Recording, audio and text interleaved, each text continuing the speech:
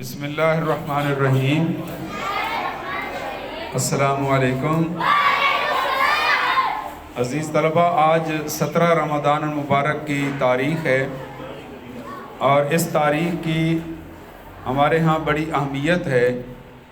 وہ یہ کہ آج ہی کی تاریخ کو ام المؤمنین حضرت عائشہ صدیقہ طیبہ طاہرہ رضی اللہ عنہا کا یوم وصال ہے، اور دوسری اہمیت یہ ہے کہ آج ہی کے دن یعنی 17 رمضان شریف کو غزوہ بدر وہ وقوع پذیر ہوا۔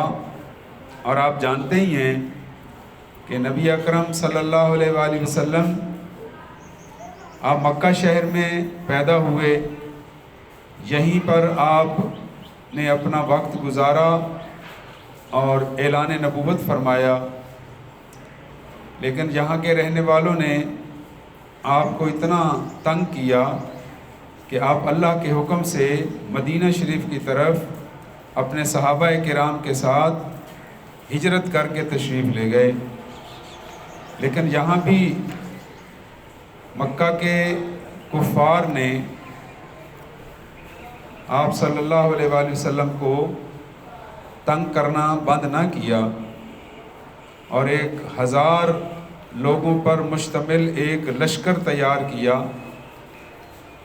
جس کا مقصد یہ تھا کہ مسلمانوں کو ان کے شہر یعنی مدینہ شریف میں ہی ان کو کچل کر رکھ دیا جائے۔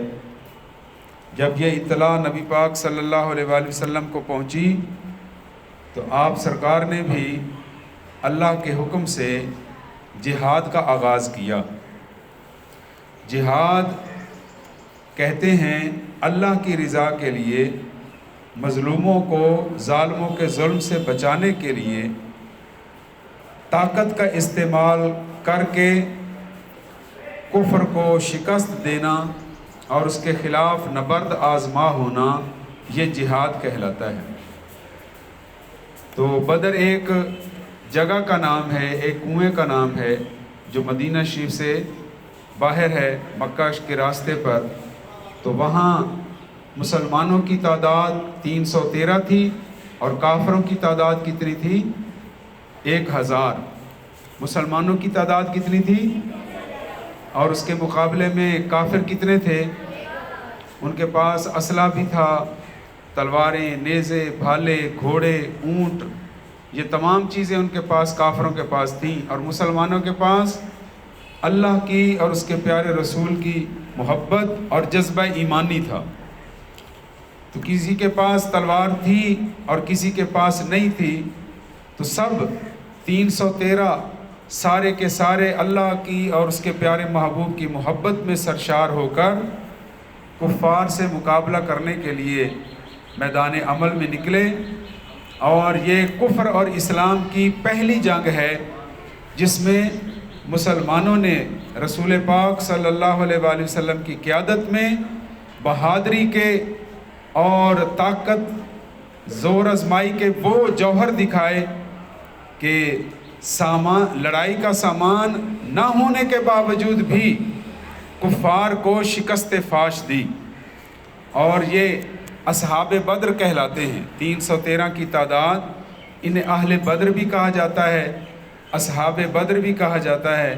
ان میں سے 14 خوش نصیب وہ شہادت کے رتبے پر فائز ہوئے، اور باقیوں کو اللہ تعالیٰ نے کامیاب و کامران فرمایا۔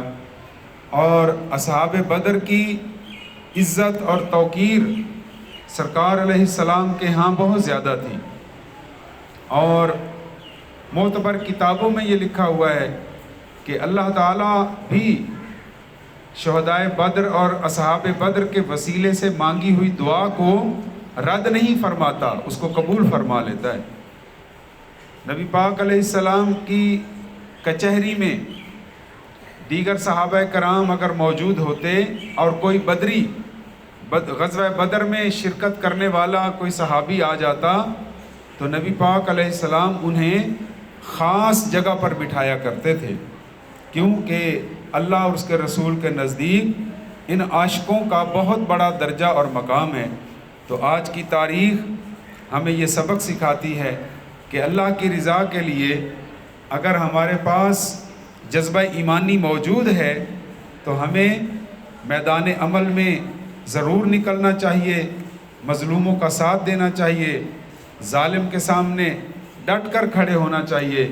یہی اللہ اور اس کے رسول کی منشا ہے اور وہ ہم سے یہی چاہتے ہیں۔ ایک حدیث پاک میں سرکار نے ایک مرتبہ یہ بھی ارشاد فرمایا، لا یمنعن